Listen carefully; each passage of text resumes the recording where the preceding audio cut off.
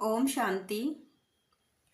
आज हम समझेंगे कि अपनी कर्मेंद्रियों पर नियंत्रण कैसे करें। तो आइए समझते हैं। हमारी 5 कर्मेंद्रियां जो हमें देखने, सुनने, स्वाद लेने, सूंघने और स्पर्श करने की शक्ति देती हैं और हमारे जीवन के हर कार्य में अहम भूमिका निभाती हैं। यही इंद्रियां हमें दुनिया को समझने में भी मदद करती हैं। जब हम इन पर नियंत्रण रखकर सही तरीके से इन्हें इस्तेमाल करते हैं तो मन में शांति और खुशी का अनुभव होता है। लेकिन जब हम ये नियंत्रण खो देते हैं तो ये कर्मेंद्रियां हमारी सोच और हमारे फैसलों को चलाने लगती हैं, जिससे भ्रम, आसक्ति और दुख पैदा होते हैं। हर इंसान के पास अपनी कर्मेंद्रियों पर शासन करने की समान क्षमता होती है। फर्क सिर्फ इस बात का है कि हम इसका इस्तेमाल कैसे करते हैं।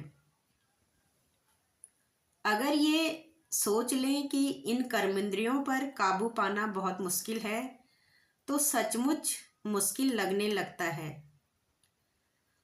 और हम स्वयं कर्मेंद्रियों के गुलाम बन जाते हैं तथा हमारे जीवन की गुणवत्ता गिरने लगती है। तो आइए इससे जुड़ी कुछ पॉइंट समझते हैं।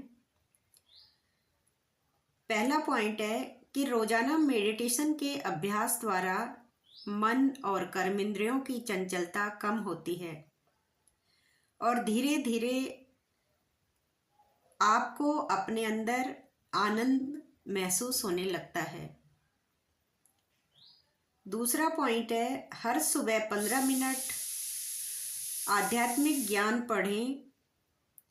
इससे मन में पवित्र और सकारात्मक विचार पैदा होते हैं, क्योंकि जब हमारा मन पवित्र होता है तो कर्म भी पवित्र होने लगते हैं। जब मन कमजोर होता है तो इंद्रिय सुखों की तरफ भागता है और हमारी एकाग्रता को भी कम करता है। तीसरा पॉइंट है, मन ही मन दोहराते रहें कि मैं आत्मा इंद्रियों की मालिक हूँ, गुलाम नहीं। नियंत्रण की शुरुआत सही सोच से होती है, जैसे कि मैं वही खाऊंगा जो मेरे लिए सेहतमंद है। मैं सिर्फ इतने मिनट ही टीवी देखूंगा या देखूंगी, या इतनी मिनट ये काम करूंगी। जो भी तय करें उस पर टिके रहें। साथ ही अपनी इंद्रियों पर नज़र भी रखें। यदि वे कभी गलत दिशा में जाएं, अर्थात जैसे किसी व्यक्ति, स्थान या कोई चीज़